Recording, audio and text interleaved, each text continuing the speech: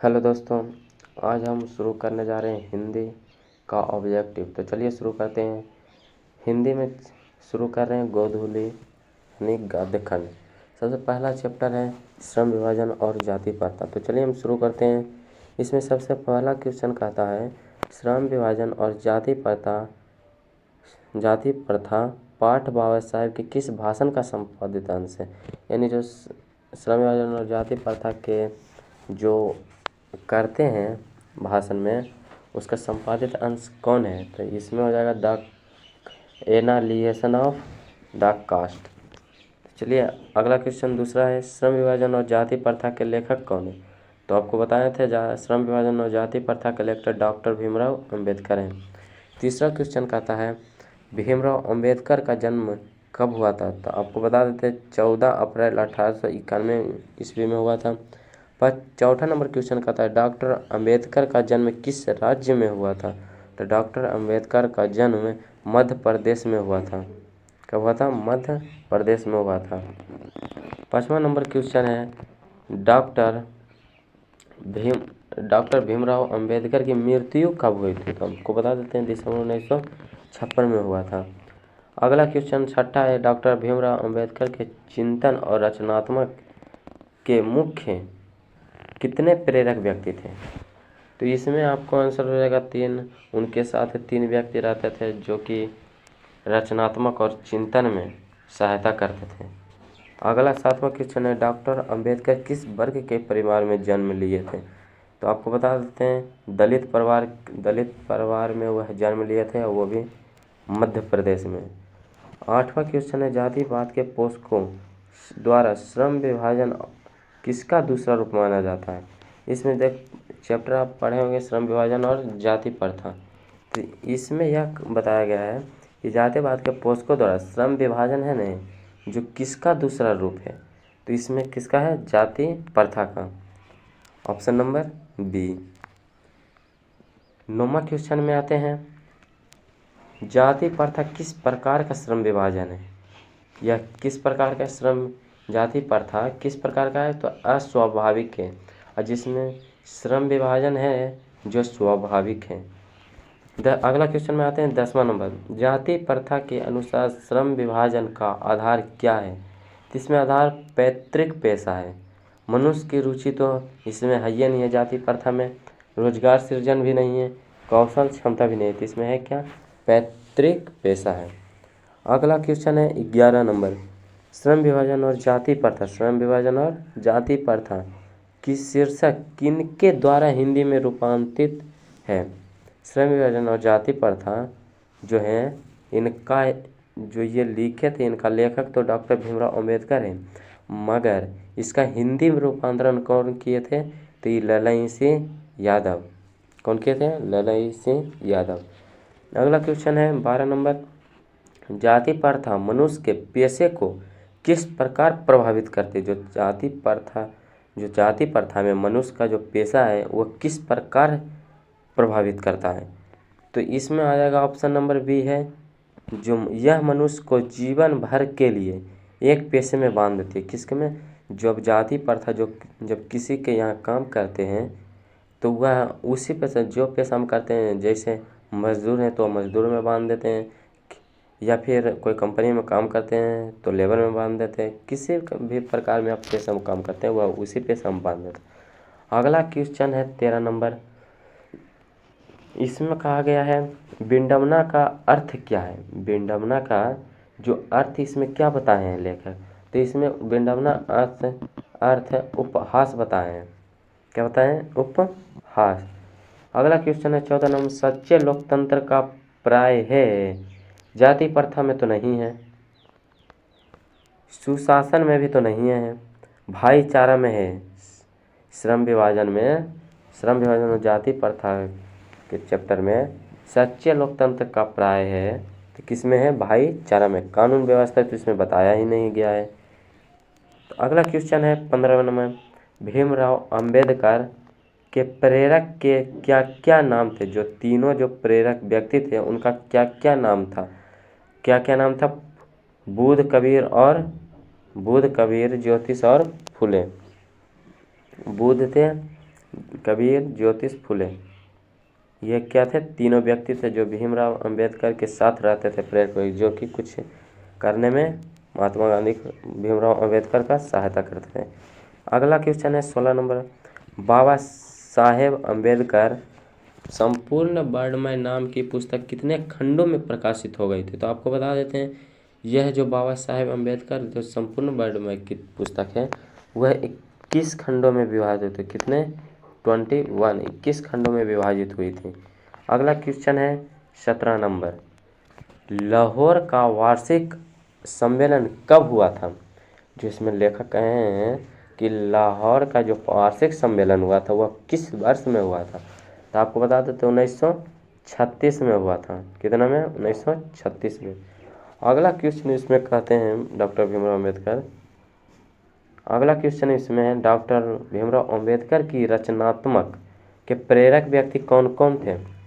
माने जो 3 प्रेरक व्यक्ति थे वह इसमें कौन है? तो महात्मा गांधी उसके प्रेरक उनके साथ नहीं थे।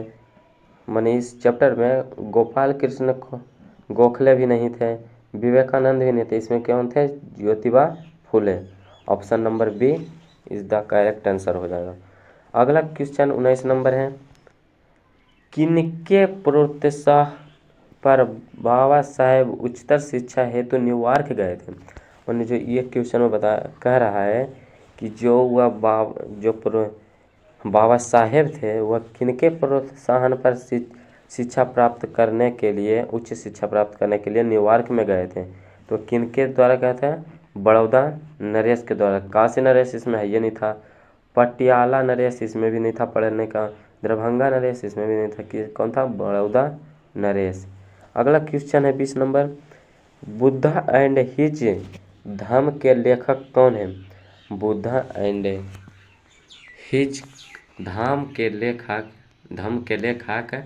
कौन है? भीमराव अंबेडकर। जब इस चैप्टर में हमको पढ़ना है श्रम विभाजन और जाति प्रथा में कि इनका लेखक कौन है, डॉक्टर भीमराव अंबेडकर। तो जाहिर सी बात है इसमें किसी का भी लेखक का पहचान आएगा तो इसमें जाहिर सी बात है डॉक्टर भीमराव अंबेडकर का ही होगा। तो चलिए अगला क्वेश्चन में देखते हैं 21 नंबर में, भीमराव अंबेडकर की रचना है, भीमराव अंबेडकर की रचना the rise and fall of the Hindu women, संत परंपरा और साहित्य, विचार और वितरण, भारतीय लिपियों की कहानी। तो इसमें आपका हो जाएगा the rise and fall the Hindu women.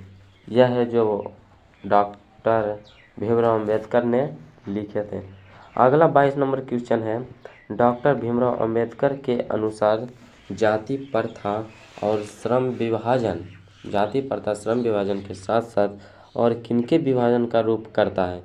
तो कुशल व्यक्तियों का। जो यह श्रम विभाजन और जाति प्रथा जो यह चैप्टर है उसमें तो बताया गया है कि श्रम विभाजन और जाति प्रथा का तो विभाजन होबे करता है, मगर और किसका भी होता है? तो कुशल व्यक्ति का भी विभाजन होता है। अगला क्वेश्चन है 23 नंबर, भारत की जाति प्रथा की विशेषता है। इसमें भारत की विशेषता क्या बतलाया गया है? इस चैप्टर में बताया गया है यह श्रमिकों का अस्वाभाविक विभाजन है, यह श्रमिकों का स्वाभाविक विभाजन है, यह रोजगारवर्धक है, यह वर्ग विभेदक दूर करता है। तो इसमें तो जाहिर सी बात है श्रम विभाजन इसमें थोड़ा अच्छा माना गया और जाति प्रथा पूरे खराब माना गया। तो इसमें क्या हो जाएगा? ऑप्शन नंबर ए, यह श्रमिकों का स्वाभाविक विभाजन है। इसमें जाति प्रथा में कोई भी स्वाभाविक व्यवहार नहीं करता, अस्वाभाविक ही व्यवहार करता है। अगला क्वेश्चन 24 नंबर है, जाति प्रथा स्वाभाविक श्रम विभाजन नहीं है क्योंकि इसमें जो बताया गया है 24 नंबर क्वेश्चन में कि जाति प्रथा स्वाभाविक श्रम विभाजन नहीं है क्योंकि यह मनुष्य की रुचि पर आधारित है, यह पैतृक पेशा से संबंध नहीं है, इसमें मनुष्य सहजता से रोजयुक्त हो जाता है, यह मनुष्य की रुचि पर आधारित नहीं है। इसमें क्या हो जाएगा? ऑप्शन नंबर, यह मनुष्य की रुचि पर आधारित नहीं है। ये जो जाति प्रथा स्वाभाविक है, जाति प्रथा स्वाभाविक श्रम विभाजन नहीं है। जाति प्रथा तो मनुष्य के विचार पर आधारित नहीं है बल्कि श्रम विभाजन थोड़ा बहुत है मनुष्य के विचार पर, मगर जाति प्रथा क्या है, मनुष्य के रुचि पर आधारित नहीं है। तो इस ऑप्शन नंबर क्या हो जाएगा, डी। अब आ गया 25 नंबर क्वेश्चन। लेखक आज के उद्योगों में गरीब और उत्पीड़न से भी बड़ी समस्या किसे मानते हैं। ऑप्शन नंबर 1, निर्धारित कार्य को अरुचि के साथ विवशता करना, अनुभवहीनता, कार्यकुशलता का अभाव, एकता का अभाव। इसमें लेखक जो आज के युग में बताते हैं उसमें गरीबों और उत्पीड़न से भी बड़ी समस्या क्या है, तो निर्धारित कार्य को अरुचि के साथ विवशता करना, यानी जो भी जिस पर निर्धारित कार्य है उसमें अरुचि माने रुचि नहीं है, तब पर भी उस पर विश्वास है, उससे क्या मानते हैं, लेखक आज की बड़ी समस्या मानते हैं। अगला क्वेश्चन है 26 नंबर।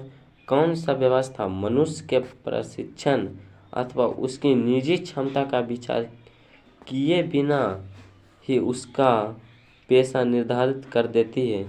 किसमें जो बताए गए हैं इसमें कि वह माने कौन सा व्यवस्था मनुष्य है जो कि उसका निजी क्षमता का विचार माने उस पहले से जो व्यवस्था कर रहा है उसी पर उसका व्यवस्था बंधा जाता है। जैसे उसका पापा कर रहे हैं किसान, तो उसी के आधार पर उसका बेटा का भी किसान हो जाता, तो मैंने किस व्यवस्था में हो जाता, तो जाति प्रथम हो जाते हैं, यानी जाति व्यवस्था में हो जाएगा। अगला क्वेश्चन है 27 नंबर।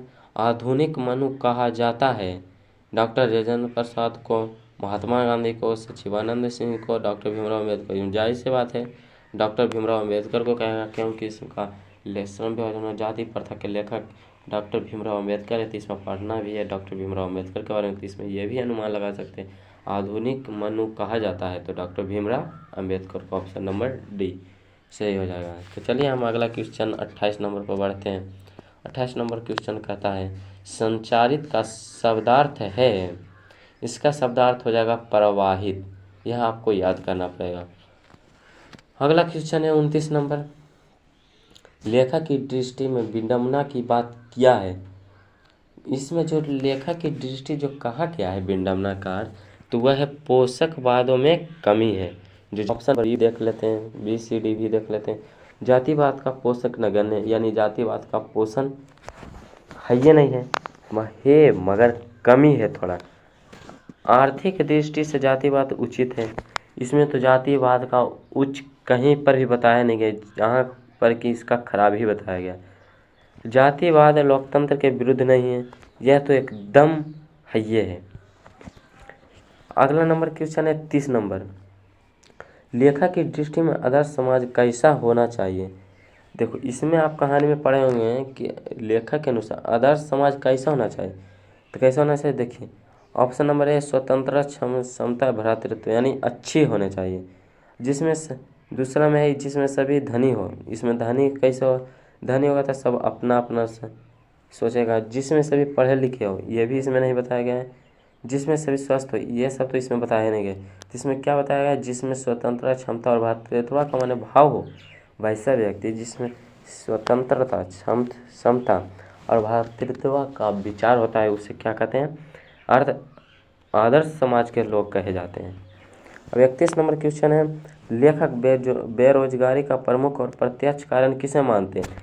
इसमें जो बताया गया यह चैप्टर है श्रम विभाजन और जिसमें श्रम विभाजन को बहुत ही अच्छा माना गया है, और जाति प्रथा है उससे क्या माना गया, बहुत ही खराब माना गया। तो इसमें देखिए ऑप्शन में अशिक्षा को, जनसंख्या को, जाति प्रथा को और उद्योग धंधों को, इसमें जाहिर सी बात है जाति प्रथा को हो जाएगा, क्योंकि जो इसमें यह चैप्टर में लेखक के जो मानते हैं श्रम विभाजन के जाति प्रथा के चैप्टर में, इसमें लेखक जाति प्रथा को आर्थिक पहले से भी बहुत ही खराब मानते हैं। इसमें क्या हो जाएगा, ऑप्शन सी नंबर ऑप्शन हो जाएगा। तो चलिए आपको हम 32 नंबर क्वेश्चन पर आते हैं।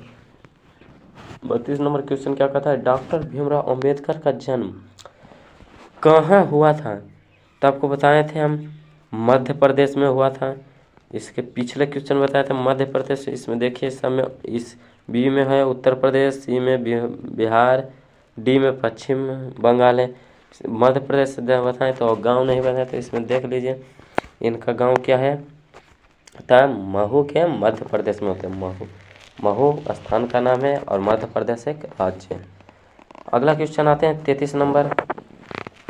33 नंबर में आता है डॉक्टर भीमराव अंबेडकर ने किस पत्रिका का संपादित किए थे। तो यह जो इनका जो डॉक्टर भीमराव अंबेडकर का एक पत्रिका था जिसका नाम था बहिष्कृत भारत। बहिष्कृत भारत, इनका जो पत्रिका क्या है, बहिष्कृत भारत।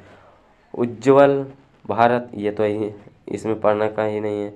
उड़त भारत पढ़ने का ही नहीं है। पुरस्कृत भारत है ये नहीं है, ये सब है ये नहीं। इसमें क्या पढ़ने का था, बहिष्कृत भारत जो है, जो डॉक्टर भीमराव अंबेडकर का एक पत्रिका है। अगला क्वेश्चन है 34 नंबर। भारतीय संविधान के निर्माता के रूप में हम किन्हें जाते हैं। जो हाँ, ये VVI क्वेश्चन आपके लिए बहुत ही इंपॉर्टेंट, कई बार परीक्षा में पूछा गया है। जो इसमें कहा गया है क्वेश्चन में, भारतीय संविधान के निर्माता किन्हें कहा जाता है, यानी जो भारत का जो संविधान है उनके लेखक कौन है। तो उनका लेखक भी कौन है, डॉक्टर भीमराव अंबेडकर को कहा जाता है। किनको, डॉक्टर भीमराव अंबेडकर को। जो इसमें बताया गया है श्रम विभाजन जाति प्रथा का भी लेखक क्या है, डॉक्टर भीमराव अंबेडकर। और जो भारत का जो संविधान भी लिखे हैं उसका भी लेखक कौन है, डॉक्टर भीमराव अंबेडकर। चलिए अगला क्वेश्चन 35 नंबर में बढ़ते हैं। डॉक्टर अंबेडकर का वर्णमय हिंदी के कितने खंडों में प्रकाशित हो चुकी थी। इसका आंसर हो जाएगा 21 खंड। बताते हैं जो डॉक्टर अंबेडकर का जो वर्णमय था वह 21 खंडों में विभाजित हो चुका था। कितने खंडों में, 21 खंडों में। अगला क्वेश्चन है 36 नंबर क्वेश्चन पर आते हैं। तो चलिए देखिए 36 नंबर क्वेश्चन का था आधुनिक सभ्य समाज कार्यकुशलता के लिए किसे आवश्यक मानते हैं। तो आपको बताए थे जो आधुनिक के जो समाज थे, जो समाज हैं, जो श्रम विभाजन और जाति प्रथा के चैप्टर में जो समाज है वह किससे आवश्यक मानते हैं, तो श्रम विभाजन को। जिसमें जाति प्रथा को आर्थिक पहलू से भी क्या मानते हैं, खराब मानते थे। क्या मानते थे, खराब। अगला क्वेश्चन 37 नंबर है। डॉक्टर भीमराव अंबेडकर के पिता का क्या नाम था। इसमें जो डॉक्टर भीमराव अंबेडकर का है वह पिता का नाम पूछा है। तो इसमें पिता का नाम जी था रामजी सकपाल था। आप पढ़े होंगे कहानी तो उसमें याद होगा आपको, उनके पिता का नाम क्या था, रामजी सकपाल। रामदेव सकपाल नहीं था, राम कृष्णु सकपाल नहीं था, राधे राम सकपाल नहीं था, ये सब तो है नहीं थे। इसमें क्या था, रामजी सकपाल। अगला सवाल है 38 नंबर। डॉक्टर भीमराव अंबेडकर के माता का क्या नाम था। तो इनका माता का नाम था ने जो भीमाबाई था। क्या था, भीमाबाई। अब अगला क्वेश्चन में आते चलिए 39 number question. Doctor Bhimrao Ambedkar PhD की उपाधि कब प्राप्त की थी। जो PhD की उपाधि है ना वह 1916 में प्राप्त, कितने में, 1916 में प्राप्त किए थे। PhD की उपाधि कितने में, 1916 में। वह भी कौन, डॉक्टर भीमराव अंबेडकर ने। अगला क्वेश्चन है 40 नंबर। The caste in India their mechanism किनकी रचना है। तो आपको बताएं थे सूर्य में द कास्ट इन इंडिया किनकी रचना है, डॉक्टर भीमराव अंबेडकर की। किनकी है, डॉक्टर भीमराव अंबेडकर। अगला क्वेश्चन है 41 नंबर। मुख्य नायक क्या है। तो इसमें आप पढ़े होंगे कार्य में, तो इसमें बताया है मुख्य नायक पत्रिका है। क्या है, पत्रिका है। इसमें है अखबार तो इसमें पढ़ना का ही नहीं है, पुस्तक इसमें भी नहीं है, कहानी संग्रह इसमें नहीं। इसमें क्या होता है, पत्रिका है। जो लेखक है जो मुख्य नायक किससे मानते हैं, पत्रिका को।